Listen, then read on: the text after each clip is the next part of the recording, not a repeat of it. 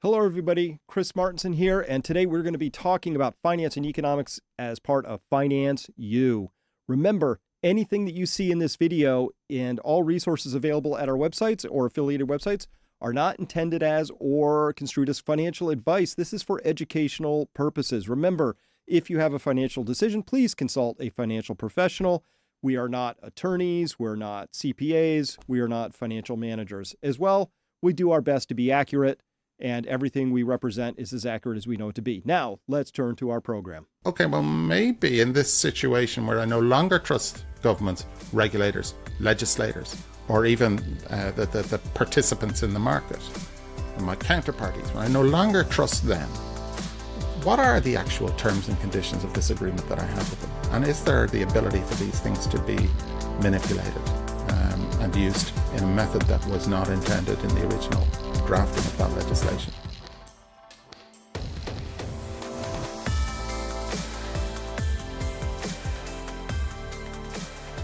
Hello, everyone, to this episode of Finance University. Very, very pleased to be talking about one of my favorite subjects with one of my new best friends, gold and silver. I've been an investor in gold since the year 2001.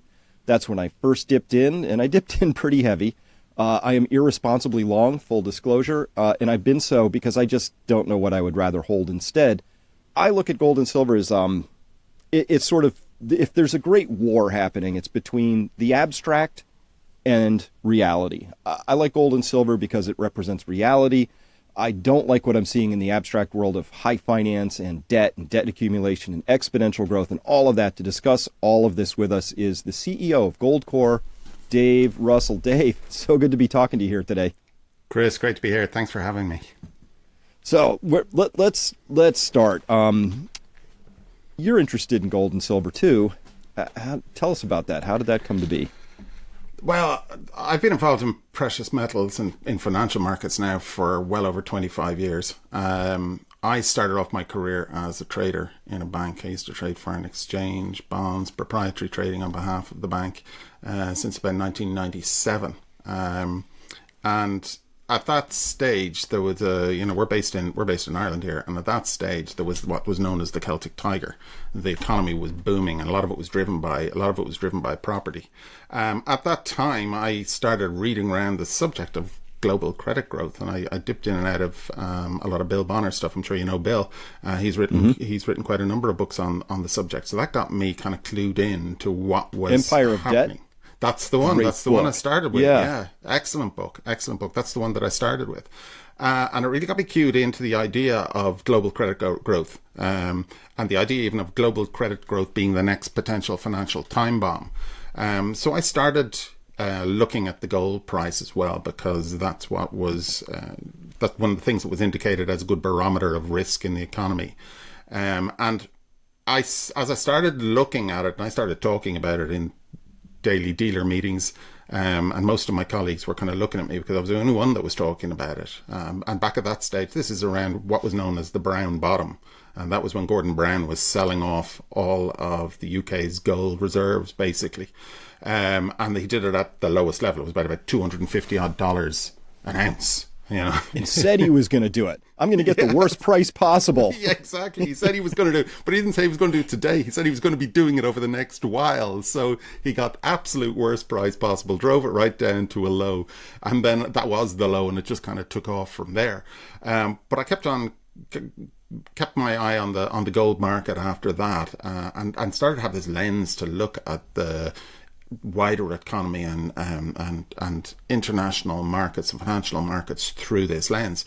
And as I did, and it started to tick up, and that correlation between risk and the gold price became more clear to me. Other things also became very clear to me when I was working in the bank. As I said, I was heavily leveraged in the property market, the bank that I was working in. And I realized the total interconnectedness of financial markets, which meant that we as an Irish bank were very heavily dependent on funding from abroad. So if there was any sort of a liquidity crisis in the funding market, that it was going to hit Ireland particularly heavily because we were so invested so leveraged against the property market. And the institution that I was working for was at the forefront of that. It was incredibly concentrated in that market. So as the early noughties continued on, I got a little bit more uncomfortable holding the shares in the bank that I held, holding a job in the bank that I did, and I started to look around for an alternate career. I wanted to move away from the banking side of things because the writing was on the wall for me. At one stage, I was president of the ACI, the Irish branch, which is the International Association of Dealers. So I was president of the local branch. And we used to hold events, and I remember having a panel discussion, and I got three of the economists from the major banks in Ireland and one of the head of Treasury from the institution I was working in. And the question that I actually posed to all of them was global credit growth, the next financial time bomb. Do you agree? And this was in 2006, maybe 2007. And none of them agreed with that. They all waxed lyrical for their 10-15 minutes about how this was going to be able to be sustained for a long period of time. I remember one of the domestic stockbrokers came out with their report, this big report, and it was called the 2020 Vision. And this is 2006-07. So they were talking about how things are going to be in 2020 and how things are going to continue going like this. And obviously that was very negatively prescient, if there's such a term, because 2008 was only around the corner. And I left the bank at the end of 2007. There had already been issues, I think, at that stage with Bear Stearns and money market funds and the likes. So things had started to fracture, let's say. I had coincidentally in the previous 18 months reconnected with an old school friend of mine, Stephen Flood, who's the chairman of GoldCore, and we had started talking, and January 2008 I joined GoldCore, and within a couple of months of joining GoldCore, the Irish economy and the global economy started to tank, and within 18 months of that, the bank that I had been working in was nationalised, and fairly soon after that, the name disappeared from the high streets. The logo came off the front, and it was basically no longer allowed to be spoken about in polite society. Thankfully, at that stage, I was working. I was in GoldCore, and was able to give a lot of my personal experience somewhere to breathe as such. The lens through which we're able to look at financial markets, how that resonated with clients and our community at that stage. So that's a very long-winded answer to your question. Tell me a little bit about yourself, but that's it. Oh, it's perfect. It's perfect. And you gave me a great idea for a podcast. It'd be titled Negative Prescience. That's a good one. And it'll consist entirely of CNBC clips from last year. I like it. Very popular.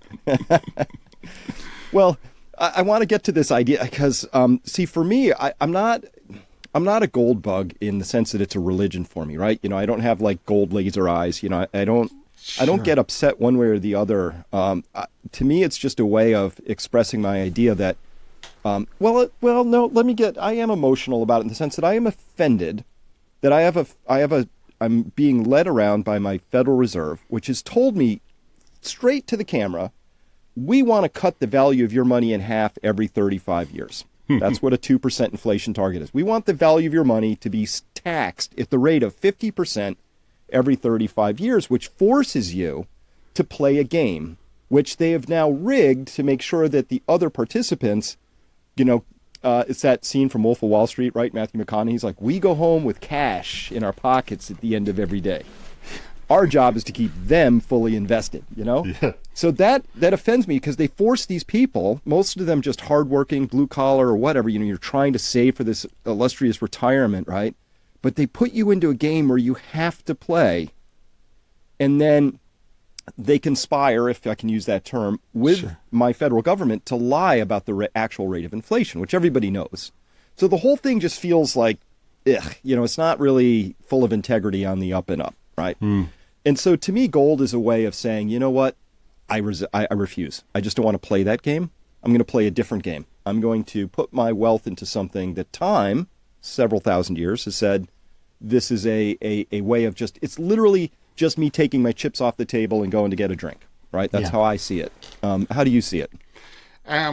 As you're talking there, there's an image that popped into my mind to kind of encapsulate that, and it's like when you walk through the airport and there's a travelator, and you hop onto the travelator, but you realize you're actually facing the wrong way. You have to keep moving forward to even stand still, and you have to take greater risk by running to get to where it is that you want to go, and in essence, gold, and to carry on the metaphor, gold is probably like hitting the stop button on that travelator. It has historically been shown to keep pace with and outpace inflation. So yes, it does exactly that thing. So if you had invested in gold in 2000, for example, you would have on average got about an 8% return over the intervening years. Now that allows you, and you'll always get people going, yeah, but if you'd invested in Bitcoin, you'd be up here, and if you invested in this, you'd be okay. That's grand. But if I don't want to get involved in the markets to that degree and be trading in and out of markets and being lucky enough to get on every opportunity that there is, if I just want to protect my wealth or a portion of my wealth and I invest in gold, it has demonstrated over time that it will keep pace at least with inflation. So you're at least not standing on a travelator going backwards. We call them moving walkways, but I love travelator. Much better word. Negative presence on the travelator. I'm stringing it together. This is going to be awesome. No, I see it that way. So to me, gold is nothing fancy. Gold isn't my get-rich-quick scheme. It's not how I'm going to, totally beat the markets. It's simply a way for me to take some of my... It's true investment for me in the sense that I'm taking my stored wealth and I'm storing it, right? If I want to speculate, okay, I'm going to try and pick the next, AI stock, or I'm going to get on to, digital assets, currencies or whatever, or those are fine. And I don't denigrate any of that. And I think that there's plenty of room to be had for that. But I do see gold as sort of this anchor for that. And I also, this is a little bit of a wonky concept for me, but it has a little bit of a get-rich-quick scheme baked in for me, which is that I think gold has something that's unappreciated. I'd love to get your thoughts on this. To me, it has, I think, an unappreciated embedded call option in it, which is that should the world's currency system get into some sort of crisis in the future, it could get remonetized, right? I think that's a non-zero chance. I think because it's non-zero, it has an option value, and the BIS tells us it's a tier 1 asset in the banking system. We know that central banks have been accumulating. I'd like to get your views on that. But I don't think people have really appreciated what it means if we have, and to me, I'm not a futurist, I'm a trend extrapolator. We are heading towards that Ludwig von Mises moment of having, this massive, we're going to we're not going to voluntarily abandon our credit expansion. So we're going to have a catastrophe of the currency system involved, right? Sure. I believe in that view still. So if we do have that catastrophe of the currency system, the question is, well, what replaces it? Yeah, the World Bank has some special drawing rights that they've concocted, but nobody really believes in them. And some people think it might be a digital asset or a central bank digital currency. I think it could be gold, and I don't think that's appreciated yet. Yeah. I suppose just to unpack some of the things in there. You talked about the call option.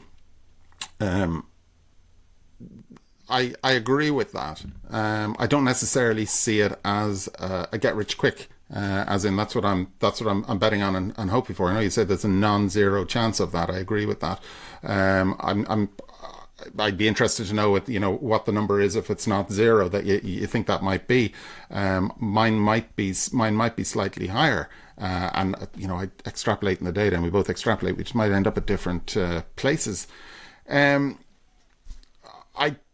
I mean, what we've seen is all fiat currencies effectively go to zero, other than the set that we have at this moment in time. But all of the ones that preceded this go to zero, and they don't last forever. The only thing that has been a true money for the last 5,000 years has been precious metals. And the reality is, when you have, on one hand, something that can only be increased, my phrase is always, be increased at the rate that you can find it, mine it, and refine it, which tends to be at about 4% per year. And you value that in terms of something over here that can be unlimited printing at any stage and any need. You think, okay, well, ultimately, if you have this thing that can be unlimitedly printed, the value of this thing that cannot, that is bound and by nature, the value of that will go up. When you then see, right, well, what causes more and more and more and more printing? And we've seen so much of that over the last number of years. You can see that in the growth in the national debt. You can see the trajectory that is going to. And if you extrapolate based on what we've seen over the last 10, 15, 20 years, that's only going one direction.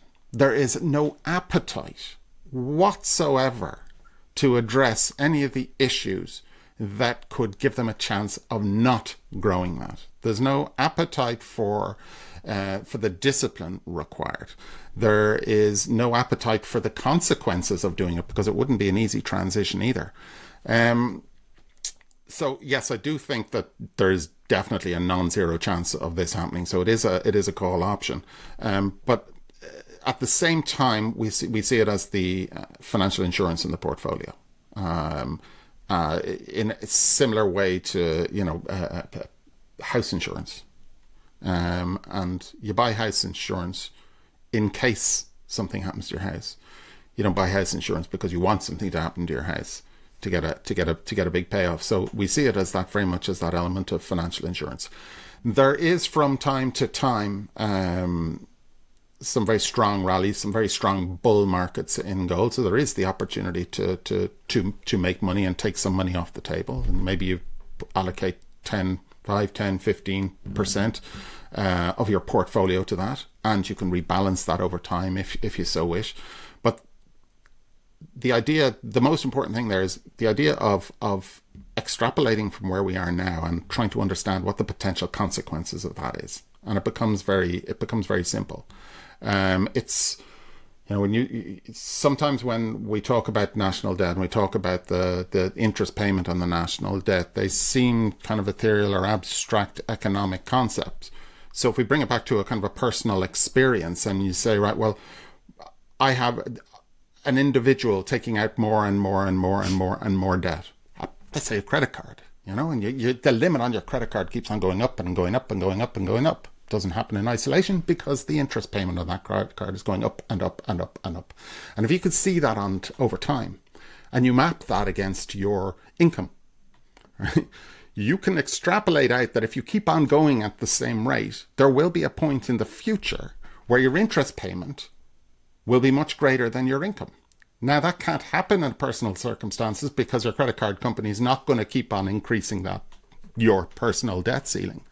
But when it comes to countries and economies, as we know, their debt ceilings can go up and up and up and up and up. And now we're just looking at that, and that thing becomes inevitable.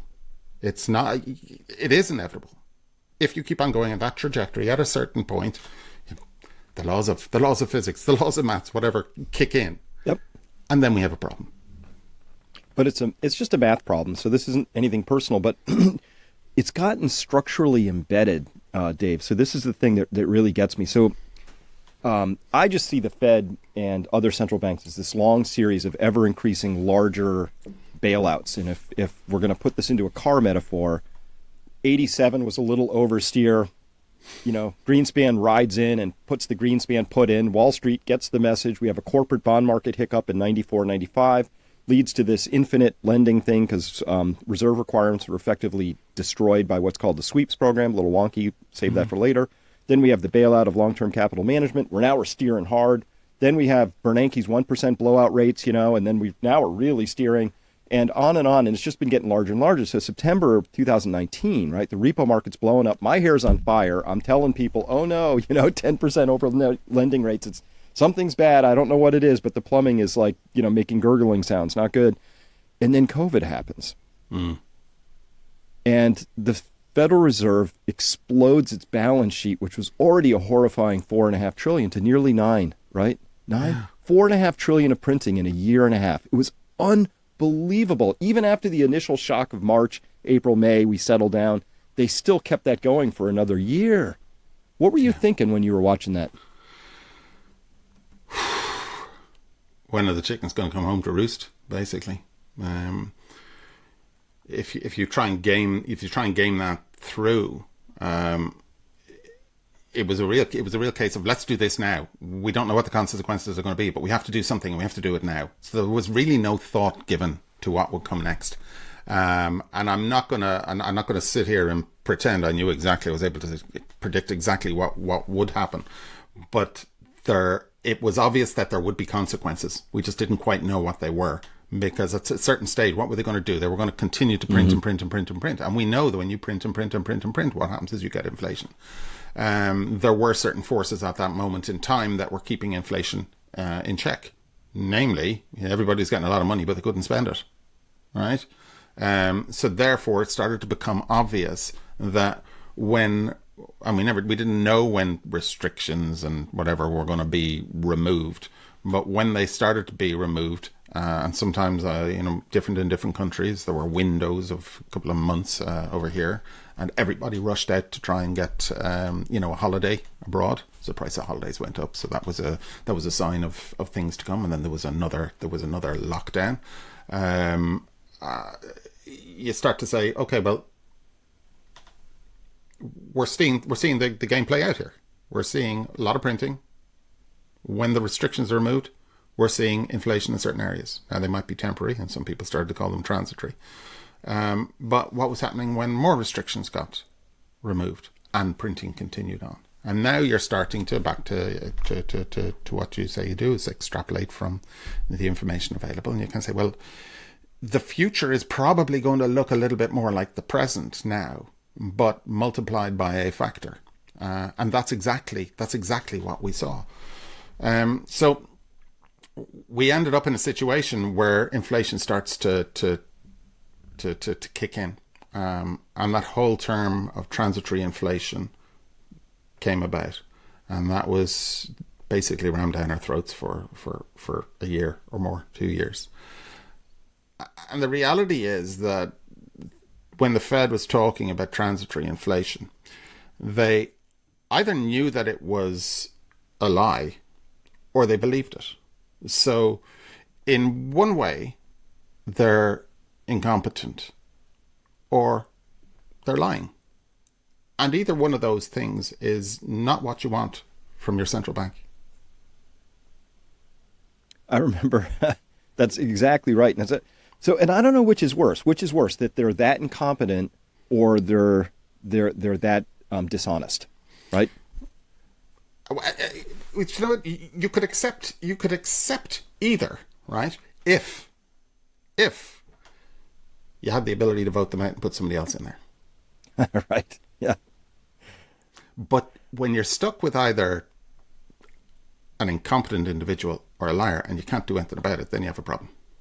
Mm-hmm. Yeah. So to continue up, I want to get to the gold markets, in particular silver as well. But to start, I will finish up this macro side.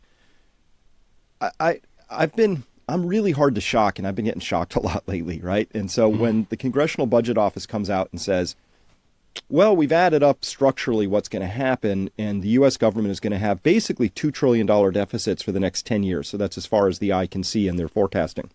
And that's just adding up basic stuff, and that doesn't include a recession. Those are always extra, right? That's like, here's your Defense Department budget, wars are extra, right? So, and this is 6.8% of GDP.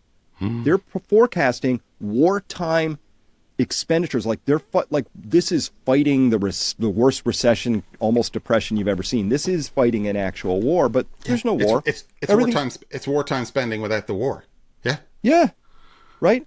And they just sort of announced that, and so that makes my eyebrows shoot up to the top of my forehead. I'm like, how is nobody else freaked out about this? Because this is the pure definition of unsustainable. And it got so bad that even Cynthia Loomis, in Senate testimony, brings on Jerome Powell, who really shouldn't be opining about fiscal matters anyway, and says, hey, how are we doing on the fiscal side? And he says, oh, you're on an unsustainable trajectory, walks off.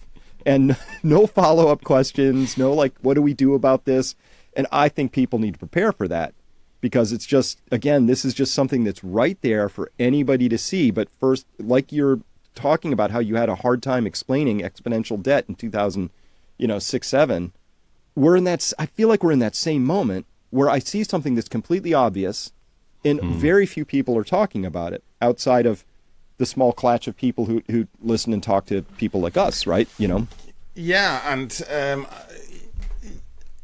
one of the reasons, as we all know, is the messages that come from mainstream media, and lives are busy these days, so people get their news where they can get their news. You're seeing a situation at the moment where you're seeing that that the GDP in the States looks okay. And you say, okay, well, against the backdrop of, Jesus, I don't feel that way, but I'm being told it's that way. But if you take out the inflation out of that, and you take out immigration, legal or otherwise, it's actually, you're probably in a recession already. You're told jobs market is pretty strong. And you say, okay, why? Because there's lots of jobs out there. Okay, what are the quality of those jobs?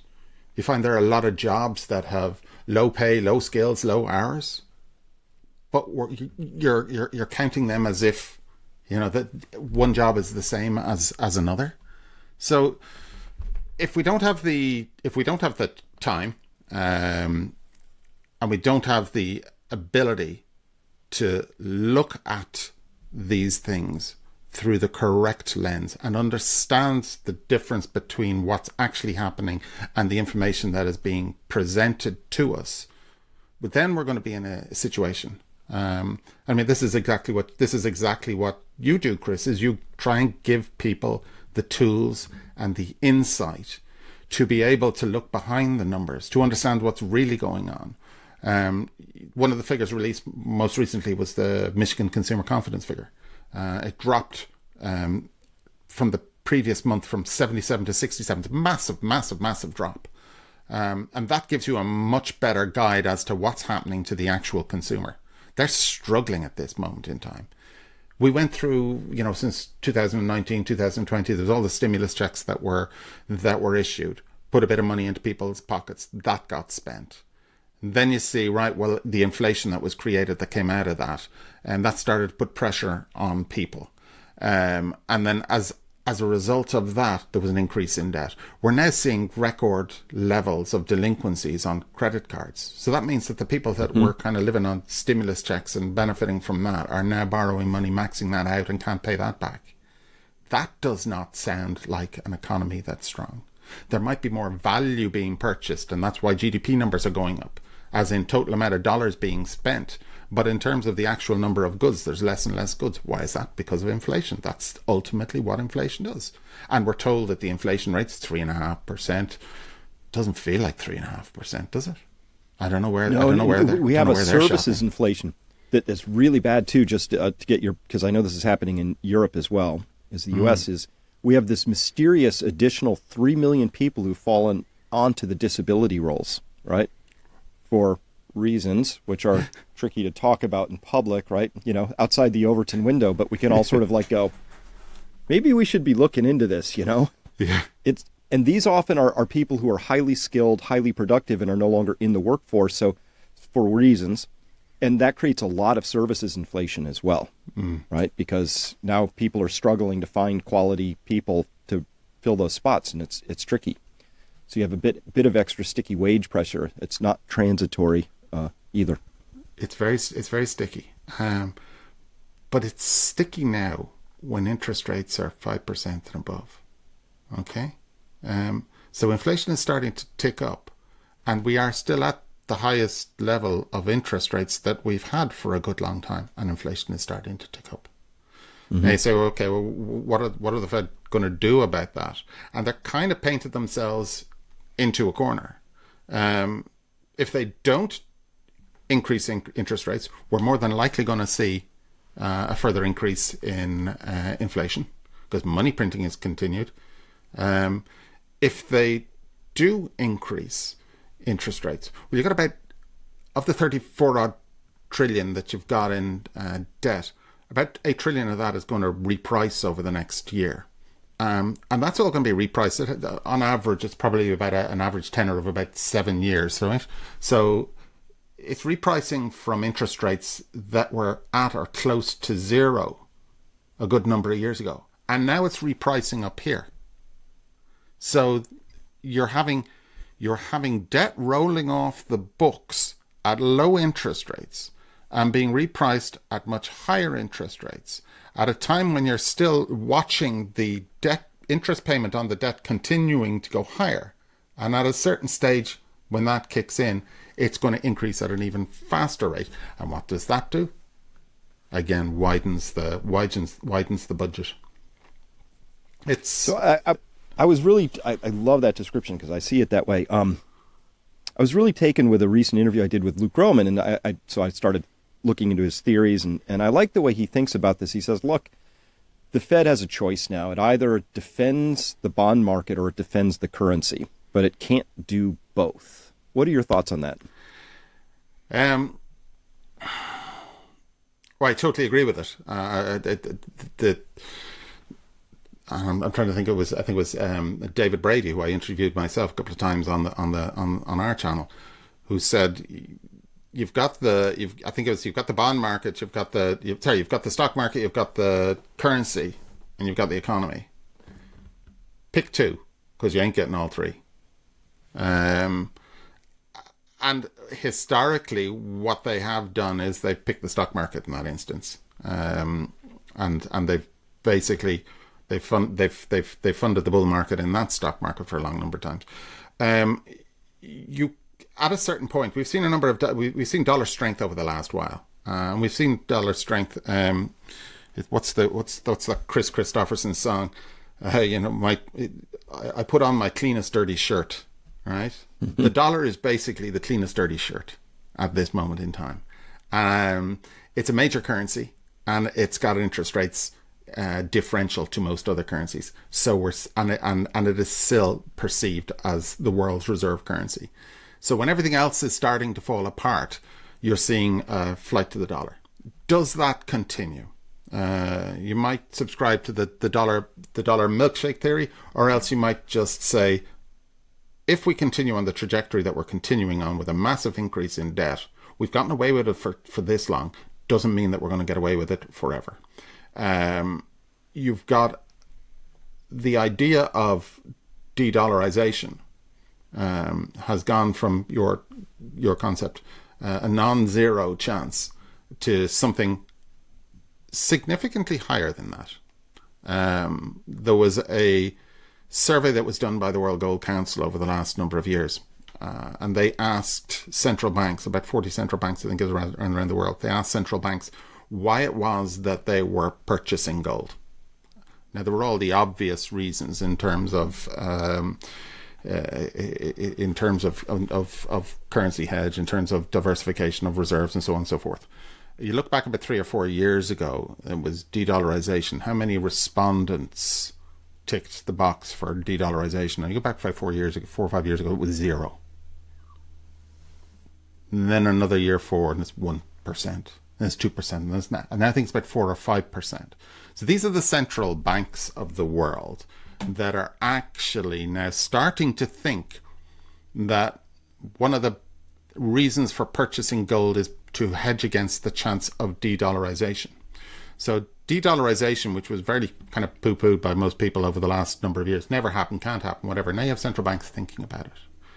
You have a situation where over the last number of years, particularly with the invasion of Ukraine by Russia, and you had the financial markets basically weaponized, and financial assets weaponized, and you have Russia now in a situation where assets held overseas have been seized, and now they're talking about using those seized assets to actually fund rebuilding in Ukraine. And this is not taking a view on the validity of Russia invading Ukraine or anything to do with that. But if you are other countries and governments around the world, and you have seen financial markets being weaponized and your assets being weaponized, you say, right, well, do I really want to have that great an exposure to those countries and those governments that think that way? And the obvious answer is no. So de-dollarization is not necessarily some sort of conspiracy theory or some sort of payback. It can be considered as being prudent management of your balance sheet to say, I have a massive exposure over here. That's not wise. I am, holding so many dollars or dollar assets as part of my reserves. It's not wise anymore to do that because the risk that something could potentially happen to those has increased significantly. So it's wise for me to take some of that off the table. And what's the best way for me to do that? Well, precious metals. And as a result, we're seeing that flow of gold moving east from west. That's a very long answer to your question, but I hope it. Oh, it's brilliant! It's brilliant, Dave. I can't wait to get your views on this. I want to talk about that west to east flow, but first, we're gonna put some charts up in here over my voice. One is because I can't wait to get your view on this, and I think these are connected to February 28th, 2022, when the United States weaponized the dollar and seized Russia's sovereign assets, which proved they weren't really sovereign. That's why I'm holding up my air quotes.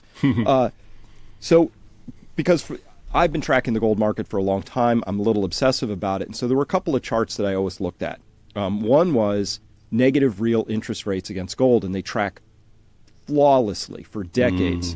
Right in 2022, it broke. They just started, gold just started wobbling off doing what it wanted to do, and it was actually working in opposition, and negative real rates were going, more positive, and gold didn't care. Second thing was, and this really shocked me, was the GLD tonnage. That's the ETF for gold, GLD. And the price normally and very intuitively tracks the tonnage, right? So as more people are buying, the price goes up, their tonnage goes up. That broke comprehensively in 2022 again. And I was struggling for a long time to understand these. And now I'm going to ask the question, is it possible that this represents some more fundamental break that began with that decision, which I think was very ill-advised, to weaponize the dollar? Is there a chance that's connected, or is there some other way to look at these mysterious events? That's a good question. It's not one that I have an immediate answer to be honest. But it is at that point in time where we see the attitude towards gold change significantly. There was obviously there was a lot of central bank buying anyway, but in terms of the appetite that Western central banks had, and now these figures are always quoted as being Western central banks, and that doesn't just mean the central banks of the world. It technically means central banks. It means the sovereign wealth funds. It means wholly owned government entities. So there are those that are reported and those that go unreported as well. Don't have to be officially reported. So at that point in time, we see a change in the attitude towards gold by these central banks and wider entities. There's no reason to suspect that those two things are not connected. So let's now connect this to the eastward flowing gold. I have maybe I could pull up this chart too. It was a Bloomberg article that just threw out there. It was like, oh, hey, look at the kilo bars that went from Switzerland to Hong Kong or Shanghai Gold Exchange. I can't remember which. I'll have to look at the chart again. But it was 150,000 in a single month. Wow. There's the bars in this thing sort of like go along, and then all of a sudden there's just this big middle finger standing there in January of 2024. And I was just, again, it was just such a shocking admission that there's like this massive hemorrhaging, and that was just to China. That didn't include India, as you mentioned, as also a significant flow source. What are you seeing? And bring us up to date on that eastward flow. Sure. Rather than just the eastward flow, I suppose if we think about it, we've seen the gold price make a new all-time high over the last number of months. And as it started to take off and make its way up to 2450, what you saw from in the West was a lot of selling into that rally. So people were looking at this and saying, okay, well, gold hasn't seen a bull run like this for a good while. I'm going to take advantage of this, and I'm gonna lighten up. So you saw a lot of selling, and that was anecdotally, I've heard that from a lot of dealers, and some dealers are actually saying that their stored assets have dropped over the last number of years, as you've seen, particularly the first quarter of this year, as you've seen, that's kind of selling into that bull market. And you're saying, right, well, if there's so much selling in the West, well, why is the price continuing to go higher? Because there's been absolutely massive buying coming out of the East, and again, it's predominantly central banks, sovereign wealth funds, and wholly owned government entities that are doing this, and predominantly it's China. And what you're seeing then at the same time is in the retail market. The coin and bar market, and say particularly in Germany, where they've got a great tradition of coin and bar purchases, that's falling. That's going the other way. So while you're seeing the prices going up, you're seeing the appetite for buying coin and bar in Europe is falling, and it's the same overall if we look at it in the States. So if you track it, that's very much there's this meme that's gone on Twitter over the last number of years, and it's kind of like central bankers from the East and central bankers from the West standing on either side of a tennis court, and they're and basically the East is throwing dollar bills over to the West, and the West is throwing their gold back over. And it just signifies that movement of, we'll give you the dollars back because we no longer want the dollars, and we'll take your gold. As much gold as you have, we'll take it. In China, they have been encouraging their citizens to buy gold. So you're seeing a kind of a complacency in the West as against this huge appetite emerging in the East, which then begs the question, why are they buying so much? Why now? Why now? An element you have to think is about what we talked about, which is diversifying your reserves. Again, that's prudent, but we're seeing a huge amount of that happening. It's not just the central bank. You're seeing a lot of emerging market central banks starting to do similar as well, buy gold for the first time. And if they even wanted to get their percentages to a decent or average level, you've got to think there's still an awful lot more buying there to go. But you're seeing the buying coming out, prudent diversification of your reserves. But is there something else? I mean, the reality is, if you were nervous about decisions that were going to be made, or even nervous about the consequences of decisions that you made as a country and a government, you'd look to shore up your gold reserves.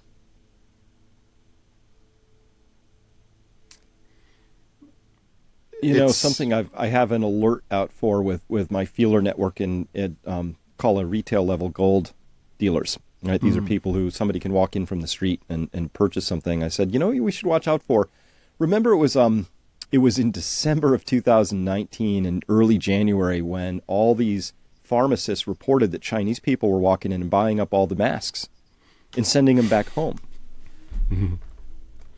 I think things happen in China for official reasons, and I think they're fairly centrally planned. And so I could imagine the call going out to Chinese nationals, millions of them all over the world, and saying, "Hey, just go into the local coin shop, buy a couple coins, send them home."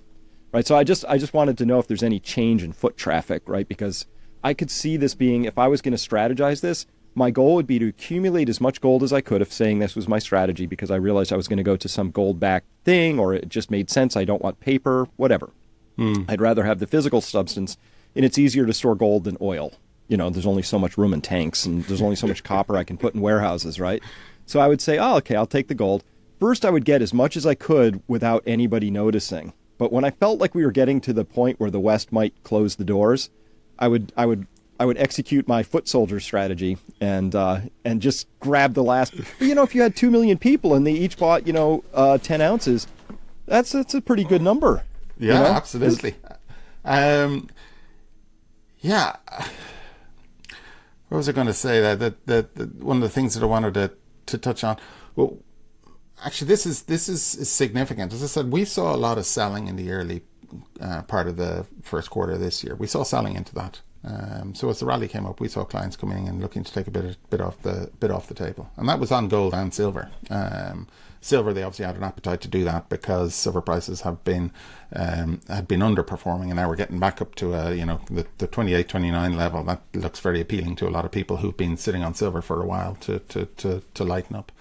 But as that quarter progressed, and we get into kind of February, March, and then into the next quarter in April, we started to see a little bit of change where some of the larger investors are looking at things and saying, okay, I'm fairly anxious about the state of the world. I don't know what I want to be in, but I'm just not too sure I want to be in the stock markets. I don't buy into the hype of the stock markets. I'm worried about inflation. I'm not just worried about stock markets and inflation. I'm worried about the economy, and I'm worried about what that can do to my business. I can worry what that might do to my portfolio. So, and I'm seeing that the gold price is rallying. Because one of the things that the gold price, when it rallies, does is it gets on the front of newspapers. It gets into people's psyches. It won't have been talked about for years, and people wouldn't know, the average man in the street wouldn't know what the price of an ounce of gold was. But when it starts rallying like this, the news stories start. It's in the newspapers, it's on the radio, it's talked about more and more on social media. So people start getting clued into it. They go, what's okay? What's going on? Why are we seeing this massive rally? Because you really only kind of see a big, strong rally in gold when something significant is happening, or before something significant happens, when the increase in geopolitical tension continues to rise. So we started to see at the end of the first quarter, beginning of the next quarter, you start to see some of the larger clients stepping back into the market. They're nervous. They're really, really, really focused on issues within the economy, issues of geopolitical tension. They're getting it from every angle, because this is not just an economic story. It is a geopolitical story, and we haven't even touched on that yet, because one of the things that you talked about there was having wartime levels of debt increase.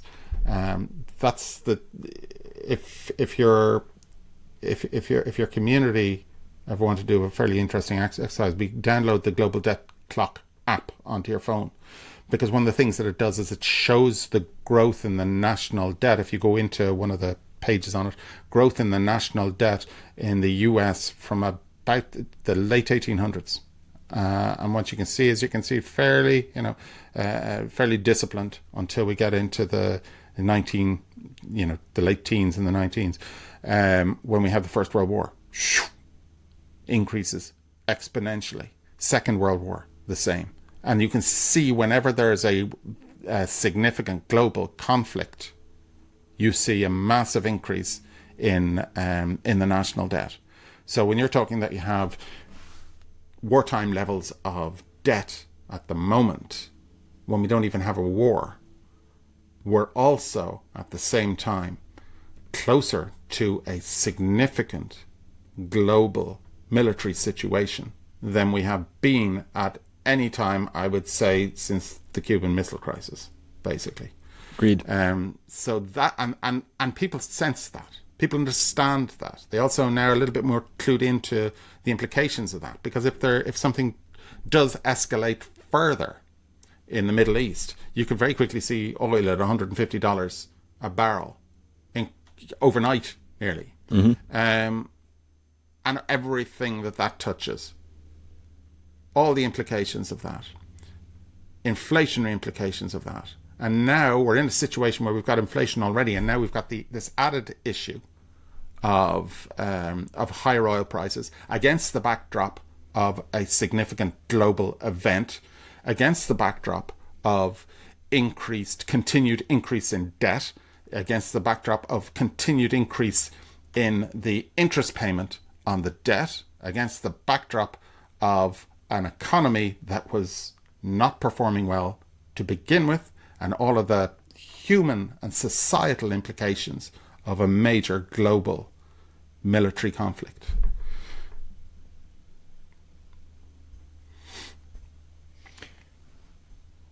This is something that worries me a lot, because again, I worry that we're actually my operative theory, I like theories, is that we have way too many people who got into their administrative positions without any real grounding in reality, right? They had never swung a hammer. They don't know how the world works. They've gotten used to this idea that they manufacture the reality and that's how the world works. And so the U.S. is pursuing what I consider to be sort of blunt force diplomacy in a world which is now clearly multipolar, right? And China deserves a seat at the table and they want one. And we're just insisting that Blinken can go over there and just harangue them into doing what we want, right? And against that, I think also not as well appreciated yet by enough people is that Ukraine and Russia showed me that military conflicts have changed. Drones are now a thing. The Houthis have still shut down the Red Sea, right? We have the combined forces of the world's navies trying to stop that, and we can't, right? And this is like a country with a GDP of 20 billion, and they've managed to shut down shipping. I don't know what we do about that, short of a full, invasion. They've just taken down 3 MQ-9 Predator drones, right? And those are expensive pieces of hardware, but they've shown they can do this, right? And this is, again, not denigrating them, but this is not like a world superpower from a military standpoint. So the old idea that the U.S. can just exert its will and cause things to be a certain way is over, right? Yes. I think that in terms of the US exerting their will, and I totally agree with you. What you're saying is that the access to new military equipment and how this, to a degree, levels the playing field. I think if tensions increase further, I do think that stronger muscles will be flexed, if that's a delicate way to put it. And that's not necessarily a situation that we want to get into at all.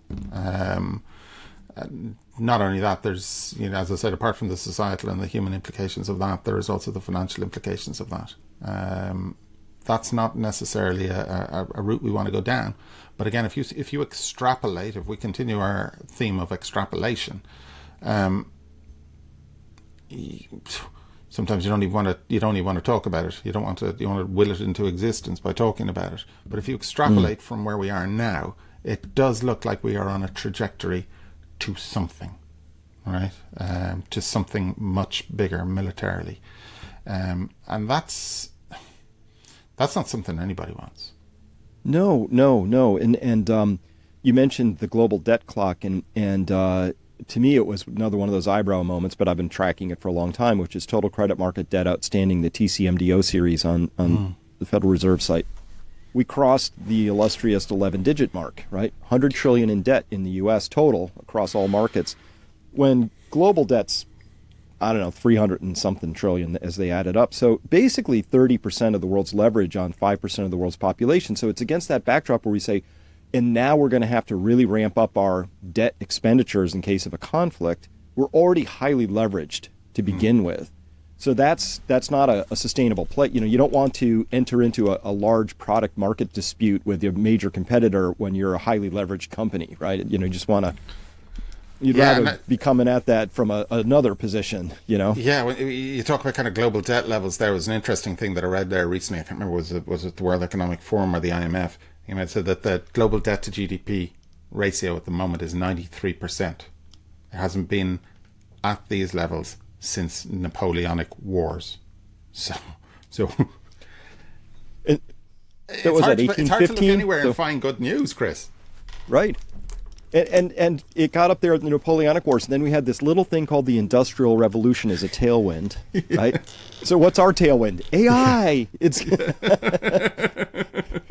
somehow, clever quips from ChatGPT is going to save the day. It'll save the world. It'll and that's there's another element to all this, and you can touch on the idea of AI. But AI is.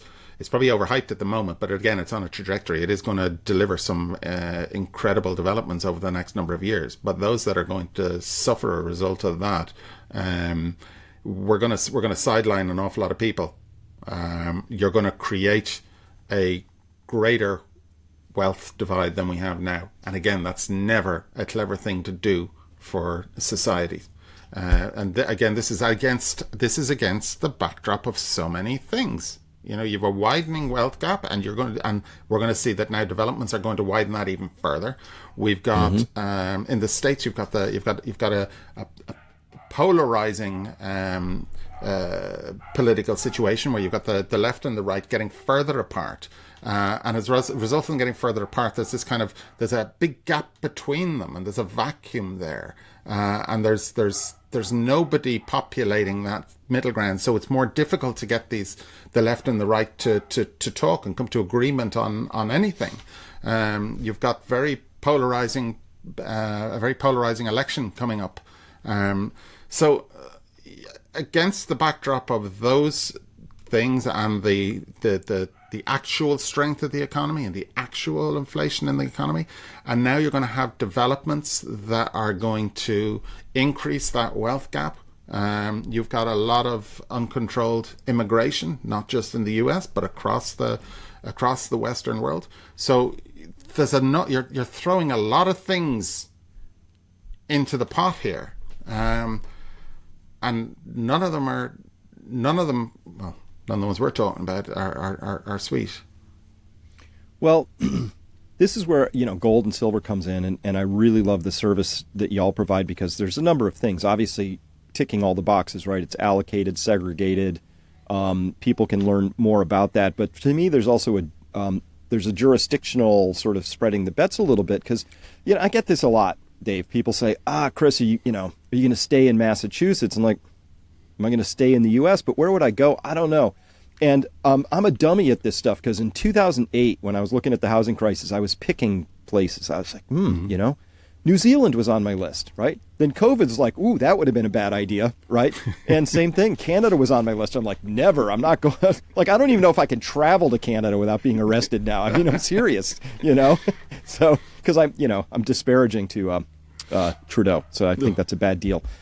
So I don't know anymore. And so I actually like having some of my wealth held in places like, Switzerland or Singapore, because I just don't know, Yeah, it gives you that.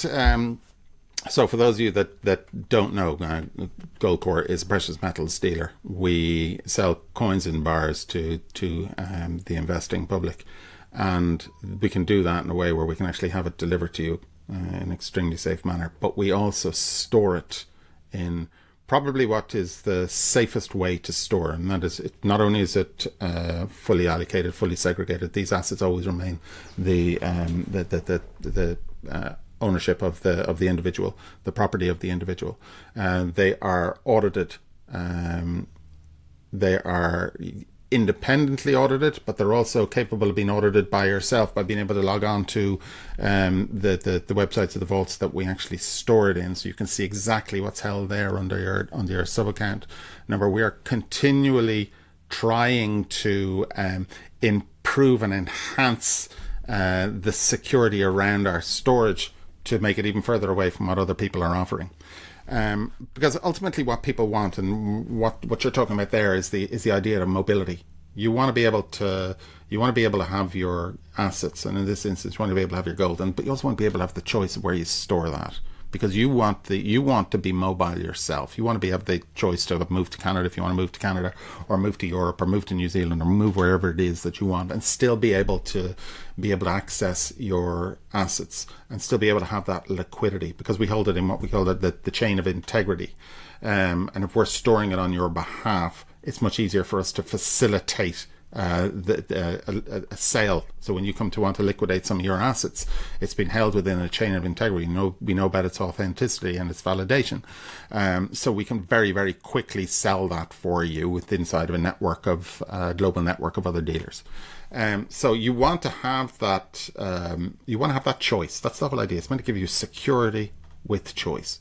So often when we look at things, and when it comes to the management of assets, choice comes and flexibility comes at the expense of security. So what we're trying to do is when we talk about the idea of proximity to your gold, where if you look at it on a continuum, on one end you have gold that you hold in your hand, and that would be if you bought coins or bars off us and had them delivered to you, and you looked after the secure storage of that yourself.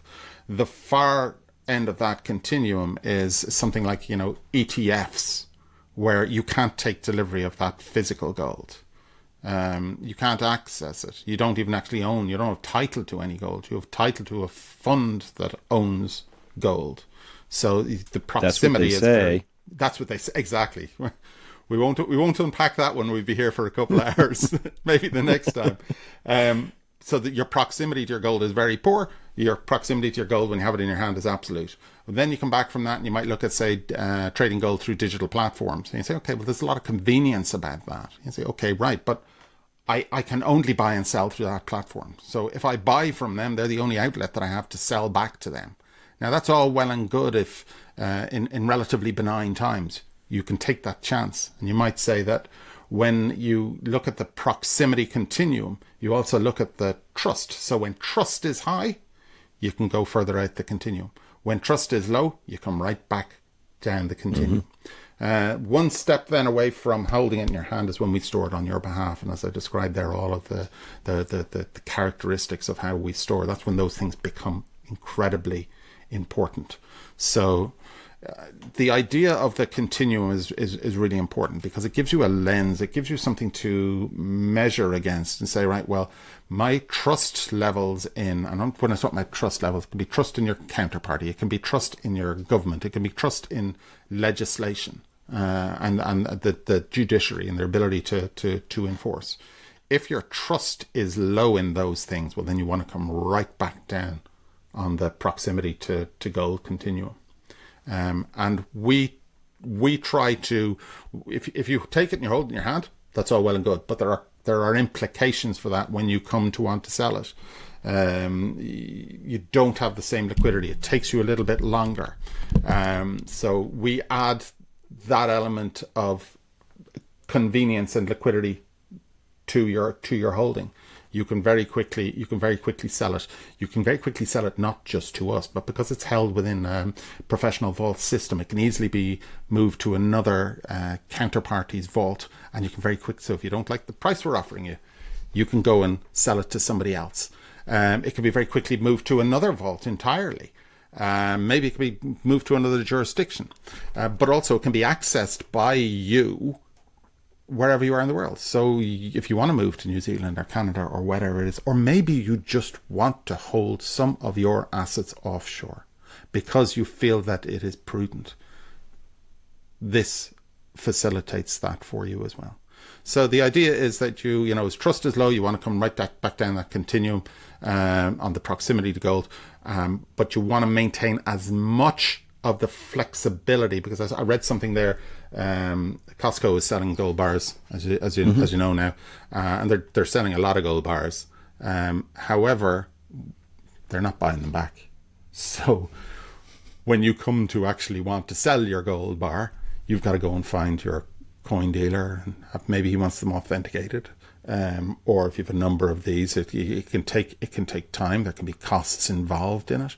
So you need to have that. You need to have that convenience. You need to have that liquidity as well. That's really important. So we try and sit as close to holding the gold in your hand as possible, and we're always looking at new ways to increase that even further. And we hopefully have a few interesting things to talk about over the next couple of months in that regard. Yeah, I love that part of the story, and so I want to flesh those out in future sessions. But something I want to test is that word liquidity, because one of the reasons I have a relationship and have an account with GoldCore is this idea that I wake up one morning and gold has gone up $1,000 or something, or it's moved significantly. Now, I'm old enough, and I've been there, done that, when silver got whacked by, it was 12, it went to 8 in 2009.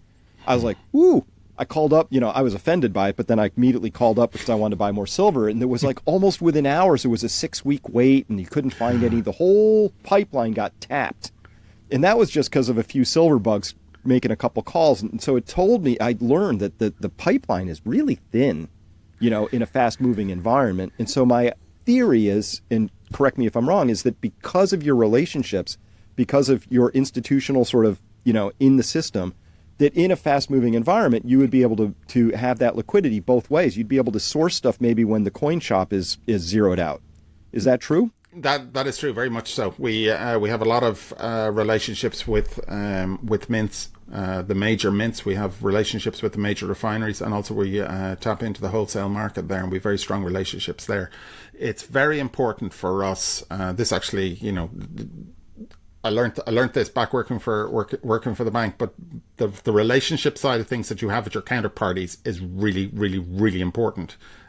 We continue to build on that, and each year, we're regularly visiting our counterparties and making sure that relationship is strong, because you always want to be the guy that when things are a little bit dicey, when they get a little bit thin, as you call it, and you make that phone call, that they pick up the phone to you. That's the important thing. That's when you have good, strong liquidity.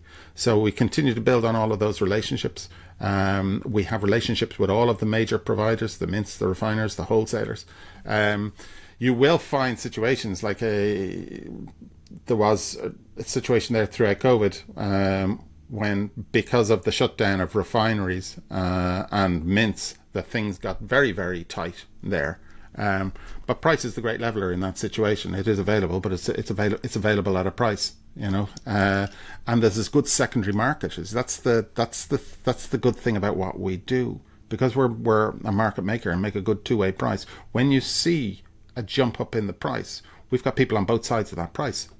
As I was saying, at the beginning of this year, as the price went up, we get a lot of people selling into that, and we have the ability to handle good levels of stock. We have the ability to get good levels of a product out of the market. So there's great liquidity. Liquidity is really, really, really important. Really important for our clients. And it's something that we put a lot of time and effort into strategically developing. I love that. And final area to discuss very quickly here, you mentioned another word, which was trust. I've been looking into the Great Taking and, looking at the laws and all of this stuff, which is this theory out there that the laws have sort of been written in such a way as to, maybe tilt the table towards insiders against, the outsiders, which is me, the retail level. So you've been in the business. You've looked, I presume, at the Great Taking. I know you're going to be part of our Great Taking webinar, and thank you for that, because we're going to, try and help people understand how they can maybe avoid being part of the Great Taking. But Dave, as much as I've looked into it, it's opaque, it's complicated. I still don't know quite what to make of it, but I will tell you my trust is broken. Yes. And so I also hold gold. Again, I do that in silver, in land, in cows, because my trust is broken, right? And or worse, I have a trust that the system is going to do whatever it needs to do to protect itself, and I'm most likely to be collateral road damage on that as it comes along at some point in time. And so I love the way you put that there's this trust chain, and all the way on the far end, I mean, I have gold in my hand, it's buried in the backyard, and I've got a treasure map for my kids, right? Next step up, though, because it's you don't want to do that entirely, right, is to have it in a system like with GoldCore, where it's vaulted, it's independently audited, and you've got enough layers of trust that you can verify that it is what it is. And moving out, I could see more and more people defaulting to that simply because we can't analyze and understand what the risks are anymore. I can't tell you what the level of risk is. I don't know. And they have a saying in Texas, if you're at the card table for more than 30 minutes and you don't know who the sucker is, it's you. Yeah. No, I totally agree with that. Just in relation to the Great Taking, I've been doing a bit of research around that subject. I'm not necessarily of the view that this might have been designed in, kind of decades ago into the legislation. But what I do think, and back to that idea, the continuum, which is on one end of the continuum, you've got, if we look at it through a different lens, on one end of that continuum, you've got something that's clunky in its execution. And on the other end of the continuum, you've got something that is lightning fast, high volume, cheap, right, in terms of settlement.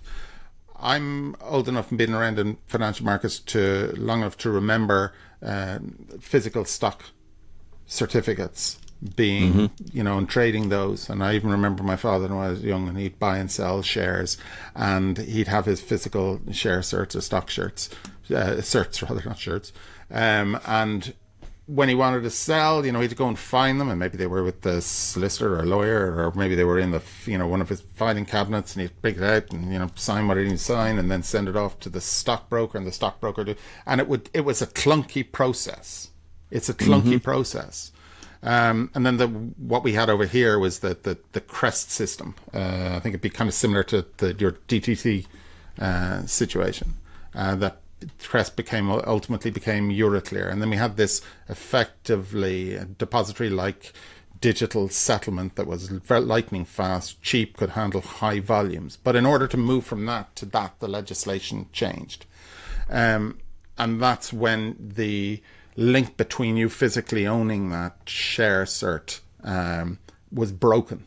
But it gave convenience to the market, and allowed the market, and as we've seen, the volume and the size of the market has just gone hockey stick like that in the intervening years.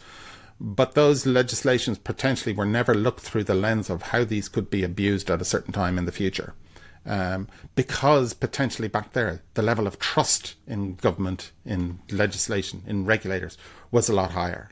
So it was against the backdrop of this. And so digging into these things to see how they may be abused was not necessarily high on people's agendas. And the legislation was really facilitating this massive growth in financial markets. Now you're against a situation where trust is significantly on the decline. And now people are kind of going, okay, well, maybe in this situation where I no longer trust governments, regulators, legislators, or even the participants in the market, and my counterparties, when I no longer trust them, what are the actual terms and conditions of this agreement that I have with them? And is there the ability for these things to be manipulated and used in a method that was not intended in the original drafting of that legislation? That's where I feel that we have come to. That at the end results, regardless of whether you look at it that way or as you described, the end result is the same. There is the potential for these things to be abused. And the most important thing, and I always like to kind of create some sort of a mental model around this. So the most important thing, first of all, is to understand that. To understand that this is the contract that you're actually entering into. And then have something to measure it against. Say, right, well, in this instance, where is my level of trust on that graph? And if my level of trust is right up here, if I believe and truly trust my central bankers, if I believe and truly trust my government and my legislators, my regulators, my counterparties, well, then I'm happy to accept that blindly. If I don't, and that trust starts to erode, well, then I want to move back down that continuum. And again, it's like the proximity to gold. It's like your proximity to your share cert. And if it totally and utterly erodes, I want to be down here. I think it's the DRS. You might correct me if I'm wrong. That you have your physical share cert. But at the same time, when you say I'm right down here with that share cert in my hand, you have to accept then at the same time, you don't have the convenience and the liquidity that you would have up here. So as long as you understand that and you can judge where you are on that trust line continuum, you can make an informed decision about what is right for you. And that's the important thing. That is exactly right. And I've gotten there as well with the help of a very deeply experienced attorney who works just in this field, right? He just helps banks, get along with Dodd-Frank, and he was very deep in the Article 8 of the UCC. So this Jimmy Lovely, and he helped me understand. So he's been sending me all these legacy articles, like here's what we were struggling with in '94 when this law got written, and it was exactly that thing. They were going from file cabinets and there was a real paperwork crisis. So they go to this thing and it's electronic, but it's a new technology. And so guess what? The raccoons of Wall Street. Nobody could have foreseen in '94 when they started down this path that you would have high-frequency trading firms holding stuff for nanoseconds, right?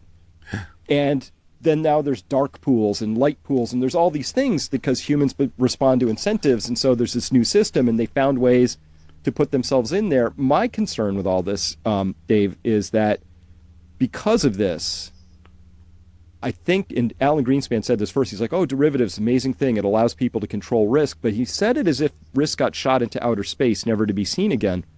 And my concern is that now we see that the Federal Reserve is no longer just, this whole thing was designed to, what do we do if a brokerage goes down, right? They got that reasonably well contained, but now they have to also protect the system. So it turns out central clearinghouses now have access to the discount window at the Fed. So the Fed's busy, now they got their fingers on the dike everywhere. They can't allow a disruption. Stocks always have to go up and to the right. We always need more liquidity, but it's just going like this. And I think that at some point it could break. I don't know if it will, but if it does, we have to ask the question, how am I protected and how am I positioned? Because, when push comes to shove, possession is going to be 10/10ths of the law, right? Yeah, it's the unintended consequences of these things. I mean, you look at derivatives. I mean, ultimately, what are derivatives? You and I could effectively create a derivative here between us. Write a contract to say, I think that the gold price will be $3,000 on the 30th of September, and you say, well, okay, if it's above that, you owe me X, and if below that, you owe me Y. We now have a derivative. Okay, it's the unintended consequences of those things when they're done at scale. Ultimately, if you look at the futures market was created to smooth out the price volatility for certain commodities, particularly, and to allow a farmer who is planting his crops in the autumn to know what he could potentially get for his crops the following autumn. That all sounds really, really good. But you realize then that in that situation, you've two people on two sides. You've got the farmer who's selling, and you've got the guy who's buying. And that's not a very liquid market, right? Because one wants the higher price, one wants the lower price. And if it's a small market between those two, not very many buyers, not very many sellers, you've got a fairly illiquid market. So what happens? Well, now you allow other people to come in and just speculate on that price, who have no interest in the underlying. They don't care, but they do have a view on the market that the price for corn of the next quarter is going to rise because of X, Y, and Z reason. And then other speculators, well, I think the price of corn is going to fall over the next quarter for X, Y, and Z reason. And these guys add liquidity to the market, and they allow for a much greater pool for both of these guys to trade against. Much more liquid, more smooth price flows. But then you get into a situation where you don't limit the amount of these guys that can come in and how many contracts that these guys can actually buy and sell. And then the speculative aspect in the market becomes so much bigger than the actual participants in the market. And then you've got a problem, because now the farmer and the purchaser of the grain, they are no longer at the variables in the market or what happens with the weather. They are being controlled or influenced or impacted by what these speculators are doing. And that was never the original intention for creating the exchanges and the contracts in the first place. So it's the unintended consequences that, if you don't control for them or regulate for them, will bite you in the ass. And then you have other people saying, well, it should be a free market, everybody should be allowed to do what they want. There are unintended consequences of that as well. So it's a very, very difficult thing to get right and be fair for everybody. But the chances for it to be abused are massive. Yeah, this is such an important point, because this producer and the consumer is the signal, and the speculator provides liquidity, but then beyond a certain point, the noise swamps the signal. And so I was reading this Financial Times report, and they said, to open a new mine, to justify that, you would have to have copper at $35,000 a ton. Mm-hmm. It's currently at $10,000 a ton. Right? So nobody's opening these mines. And everybody can fundamentally look at this and say, wow, we have a train wreck coming, and it's going to be a long, slow, nasty burn, because it takes 10 years to get a mine up and running, typically, right? So nobody's going to open them until we crash into the price suddenly skyrocketing because of a supply shortfall, and that's going to have huge derivative impacts on production and economy and industrial aspects. It's going to be, anyway, we can all see it coming, and it's simply because our regulators allowed the people who are trading the futures for copper to decide that it should be about the same per pound as it was 10 years ago, right? And this is one of the most sensitive industries to inflation, right? So there's no incentive to open a new mine. There can't be. right? So it seems easy, It's the unintended consequences that'll bite you in the ass. Yeah. Hello, Chris Martinson. I'm the CEO of Peak Prosperity and also Peak Financial Investing. And after watching that, you're probably wondering, well, what do I do with my money? Look, you both deserve and need somebody who can talk to you about what's really going on in this world, understand the situation as it is, not be steering you towards certain things that don't make sense for you, or just keep you in a game that's already ended. Look, if you want to talk to somebody about the petrodollar declining, or what is happening with gold, or which sectors are actually the best ones to be in, given what the Federal Reserve is up to or the federal government, you deserve to talk to somebody who can answer those and has a few gray hairs and has been there through some of the economic cycles because, hey, we're in another economic cycle, so it's good to have that experience. Fortunately, at Peak Financial Investing, what we do is we go out and we scour and we look for the very best firms out there who satisfy one thing above all else. They've got great experience coupled to great customer service. So if you want to come by peakfinancialinvesting.com, there's a very simple form you can fill out, just a few fields. You hit send. What happens is an email gets triggered out. It goes to an endorsed firm of ours. You will get an email back. You can then set up a phone call for a 30 to 45 minute free, no obligation, no pressure call to find out if this firm is a good fit for you and to find out if you're a good fit for the firm. It has to go both ways. And if all that matches up, this will be one of the best things that could happen to you this year. So please come by peakfinancialinvesting.com. Very simple process. We would love to help you if we can. Thanks very much.